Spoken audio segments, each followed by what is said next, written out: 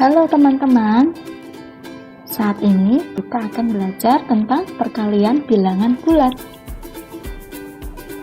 Kita akan melihat aturan apa yang berlaku pada perkalian bilangan bulat berikut ini. Yang pertama, hasil perkalian dua bilangan bulat bertanda sama adalah bilangan positif. Sedangkan hasil perkalian dua bilangan bulat yang berbeda tanda adalah bilangan negatif. Untuk lebih jelasnya, kita lihat contoh berikut ini ya. 4 dikali negatif 6. Karena 4 merupakan bilangan positif dan negatif 6 merupakan bilangan negatif, sehingga ini merupakan perkalian berbeda tanda. Jika berbeda tanda, maka hasil perkaliannya adalah bilangan negatif. Tinggal kita kalikan angkanya. 4 dikali 6 sama dengan 24. Sehingga jawabannya adalah negatif 24. Sekarang 8 kali 5. 8 dan 5 memiliki tanda yang sama, yaitu positif. Sehingga hasilnya merupakan bilangan positif. Tinggal kita kalikan 8 dikali 5, yaitu 40. Berikutnya kita kalikan negatif 7 dengan negatif 6. Karena kedua bilangan ini merupakan bilangan negatif yang artinya tandanya sama, maka akan menghasilkan bilangan positif. Ingat ya, perkalian bilangan bulat yang bertanda sama menghasilkan bilangan positif.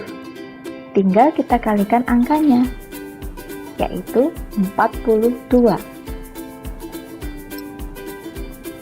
Nah, sekarang kita kalikan negatif 9 dengan 4. Karena ini merupakan perkalian berbeda tanda, maka hasilnya negatif. Kita kalikan angkanya, 9 kali 4, 36. Sehingga hasilnya negatif 36. Mudah bukan? Nah, sekarang kita masuk ke pembagian bilangan bulat. Pembagian bilangan bulat memiliki aturan yang sama dengan perkalian, yaitu hasil pembagian dua bilangan bulat bertanda sama adalah bilangan positif. Hasil pembagian dua bilangan bulat berbeda tanda adalah bilangan negatif. Yuk kita lihat contoh berikut ini. 15 dibagi negatif 3. Karena ini merupakan pembagian bilangan berbeda tanda, maka hasilnya negatif. Tinggal kita bagi angkanya ya, yaitu 5. Sehingga jawabannya adalah negatif 5. Berikutnya kita akan membagi negatif 27 dengan negatif 9. Karena ini merupakan pembagian bertanda sama, maka akan menghasilkan hasil positif. Tinggal kita bagi angkanya, 27 dibagi 9, yaitu 3. Jawabannya adalah positif 3. Sekarang kita bagi negatif 28 dengan 4. Karena ini merupakan pembagian berbeda tanda, maka menghasilkan bilangan negatif. Sekarang kita bagi angkanya ya, 28 dibagi 4 yaitu 7. Sehingga hasilnya adalah negatif 7. Nah, sekarang kita akan membagi 63 dibagi 7. Karena ini merupakan pembagian bertanda sama, maka hasilnya positif. 63 dibagi 7 sama dengan 9. Nah, peraturan pada perkalian dan pembagian sama ya teman-teman, kesimpulannya seperti itu. Mudah bukan? Nah, sekarang kita masuk ke latihan soal berikut ini. 9 dikalikan dengan negatif 7 akan menghasilkan bilangan negatif, yaitu negatif 63. Sedangkan nomor 2, negatif 8 dikalikan negatif 6, karena bertanda sama, maka akan menghasilkan bilangan positif. yaitu 8 kali 6 sama dengan 48. Nomor 3, 45 dibagi 9 akan menghasilkan 5 karena memiliki tanda yang sama.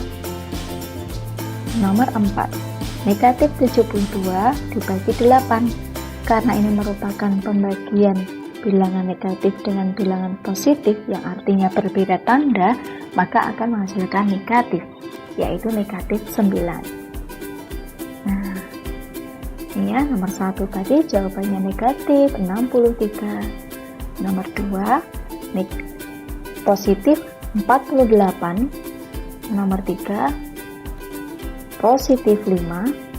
Nomor 4 negatif 9. Nah, mudah sekali ya.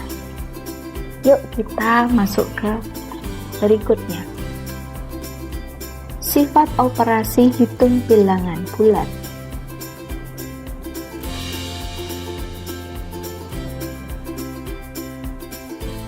Sifat operasi hitung yang pertama yaitu sifat komutatif atau sifat pertukaran.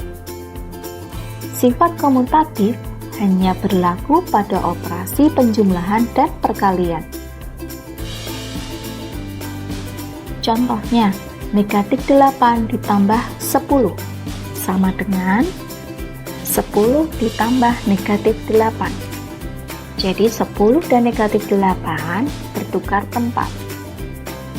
Namun, sekalipun bertukar tempat, hasil dari penjumlahan bilangan tersebut adalah sama, yaitu negatif 8 ditambah 10 sama dengan 2, sedangkan 10 ditambah negatif 8 hasilnya juga 2. Nah, seperti ini ya teman-teman. Contoh berikutnya, 12 dikali negatif 3. Kita bisa tulis juga dengan negatif 3 dikali 12. Namun akan memberikan hasil yang sama. 12 dikali negatif 3 sama dengan negatif 36.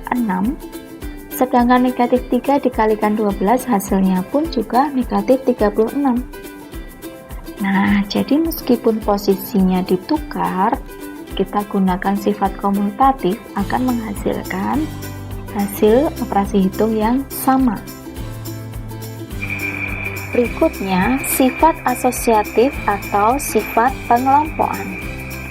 Sifat asosiatif hanya berlaku pada operasi penjumlahan dan perkalian. Kita perhatikan contoh berikut ini. 7 ditambah dalam kurung 3 ditambah negatif 5 sama dengan dalam kurung 7 ditambah 3 ditambah negatif 5. Lihat perbedaan yang ada di ruas kiri dan juga ruas kanan. Operasi hitung yang berada di ruas kiri yang dikelompokkan adalah operasi hitung 3 ditambah negatif 5. Sedangkan di ruas kanan yang berada di dalam tanda kurung atau yang dikelompokkan adalah 7 ditambah 3. Nah, sekarang kita hitung hasil dari masing-masing operasi hitung ini. 7 ditambah negatif 2 sama dengan 10 ditambah negatif 5. Di sini negatif 2 diperoleh dari 3 ditambah negatif 5 karena 3 ditambah negatif 5 berada di dalam kurung sehingga harus dihitung terlebih dahulu, hasilnya negatif 2. Sedangkan yang di ruas sebelah kanan yang berada di dalam tanda kurung adalah 7 ditambah 3, yaitu 10, kemudian ditambahkan dengan negatif 5. Berikutnya kita akan menghitung 7 ditambah negatif 2, kemudian 10 ditambah negatif 5. Ternyata hasilnya sama dengan 5, sehingga hasil dari ruas kiri dan ruas kanan hasilnya sama, yaitu 5. Nah, sekarang kita perhatikan contoh yang kedua, yaitu sifat asosiatif pada operasi hitung perkalian. Kita perhatikan di sini bahwa yang berada di dalam tanda kurung adalah 6 dikali 5. Berarti kita akan melihat di ruas kiri yang berada di dalam tanda kurung adalah 6 kali dalam kurung 5 dikali negatif 2. yang di ruas kiri yang berada di dalam tanda kurung adalah 5 dikalikan negatif 2. Kemudian kita akan hitung operasi itu yang di sebelah kiri. 6 dikali 5 kita hitung terlebih dahulu, yaitu 30. Kemudian dikalikan negatif 2 sama dengan 6 kali negatif 10. Di sini negatif 10 diperoleh dari 5 dikalikan dengan negatif 2. Kemudian hasil dari kedua ruas ini akan sama. 30 dikalikan negatif 2 sama dengan negatif 60. Sedangkan 6 dikalikan negatif 10 hasilnya juga negatif 60. Nah, dengan demikian operasi hitung, perkalian, dan penjumlahan dapat menggunakan sifat asosiatif. Sifat yang ketiga yaitu sifat distributif atau penyebaran. Sifat distributif perkalian terhadap penjumlahan. Kita perhatikan contoh ini. 4 dikalikan dalam kurung negatif 8 ditambah 3 sama dengan dalam kurung 4 kali negatif 8 ditambah 4 kali 3. Di sini kita perhatikan angka yang berada di luar adalah angka 4, kemudian angka yang berada di dalam adalah negatif 8 dan juga 3. Kita akan kalikan 4 dengan negatif 8, kemudian ditambah 4 dikalikan 3, sehingga menjadi seperti ini ya teman-teman ya.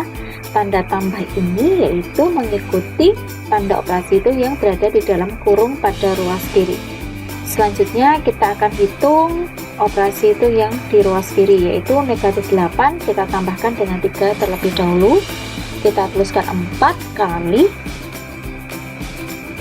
negatif 5 sama dengan negatif 32 ditambah 12.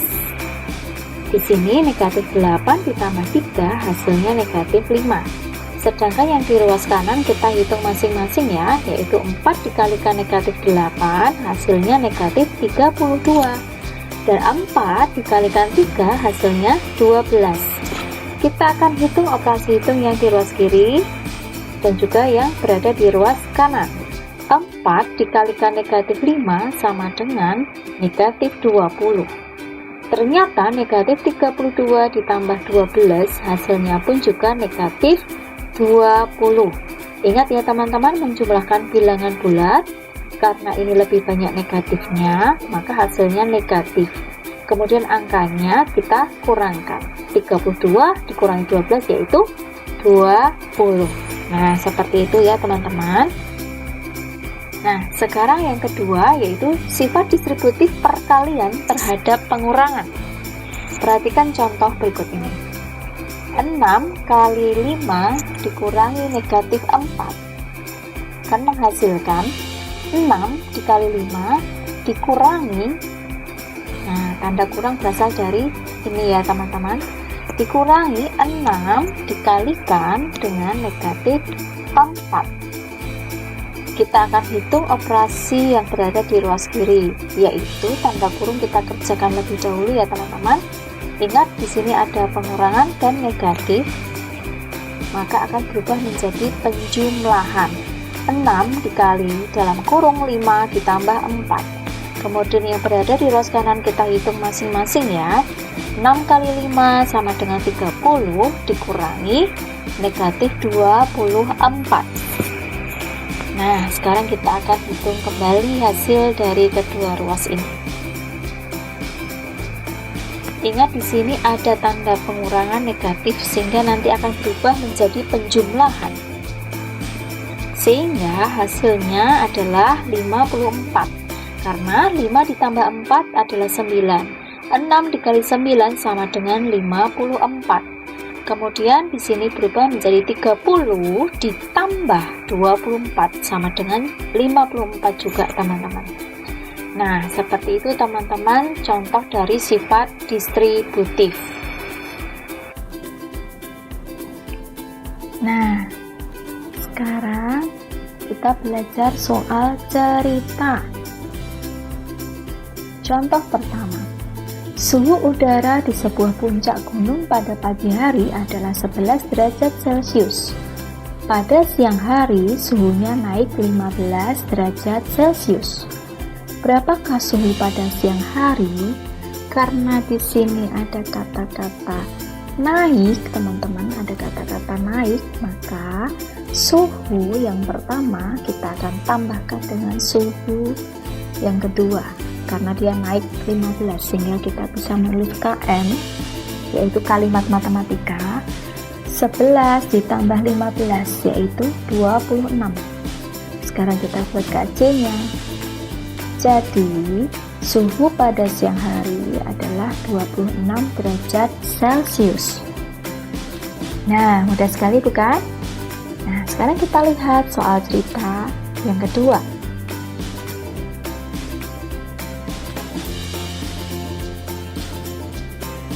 Suhu siang hari di London pada musim dingin dapat mencapai negatif 12 derajat Celcius.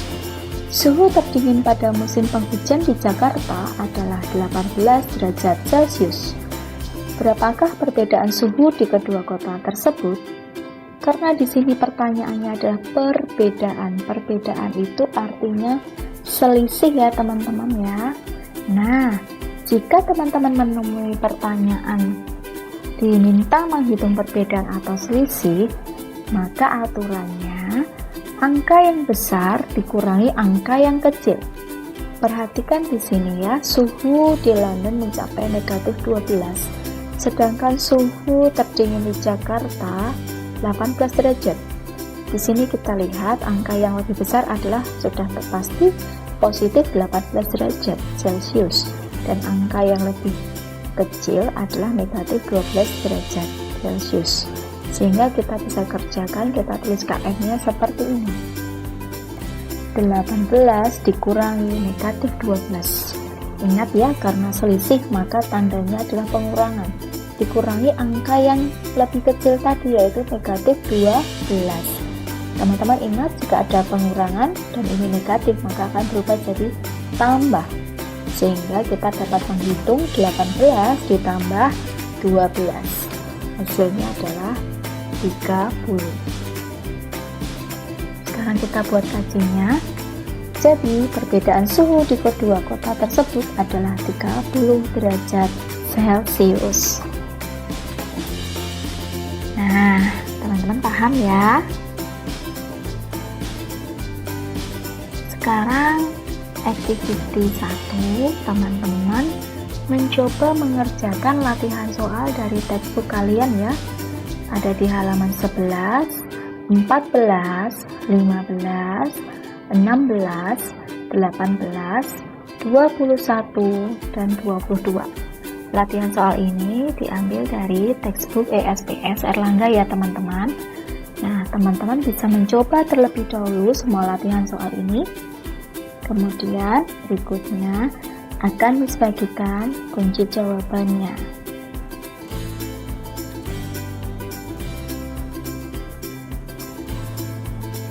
Kunci jawaban akan diberikan saat kalian sudah selesai mengerjakan ya teman-teman. Selamat berlatih teman-teman. Ingat, dalam tiap jerih payah ada keuntungan, tetapi kata-kata belakang mendatangkan kekurangan saja. Amsal 14 ayat 23. Jadi teman-teman harus memiliki kerajinan di dalam belajar. Terima kasih teman-teman sudah melihat video, dan boleh teman-teman cermati video yang sudah Miss buat. Miss harap teman-teman bisa memahami materi yang Miss Erna sampaikan. Terima kasih teman-teman, sampai jumpa, Tuhan memberkati ya.